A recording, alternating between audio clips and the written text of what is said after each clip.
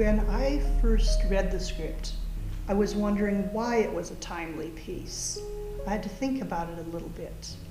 But some of the conflicts that arise between the characters answer that question. So if you're wondering going in, you'll be informed as you experience what these people are experiencing. We have different generations of characters.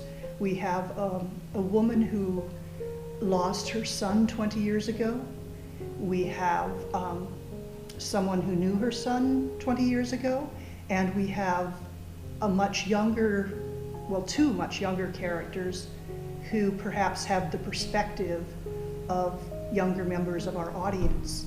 So we investigate this experience from a lot of points of view. And the concept of loss, I think, is one that is addressed in a very interesting way in this play. When we think of loss, there's a tendency to move in sort of a negative direction with that. And loss, though, leads to gain, or very often leads to gain. And I think that that's something that this show also celebrates in its own way. And I think that that's a really interesting aspect of it, and one that is part of that roller coaster that we've talked about before.